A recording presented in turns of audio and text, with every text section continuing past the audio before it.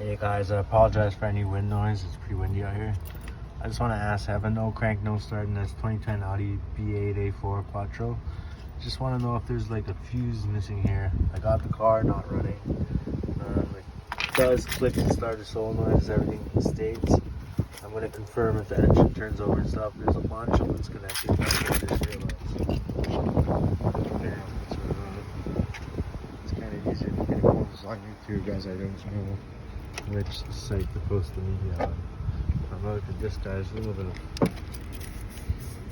like water. It looks like water going on it. I'm not really sure.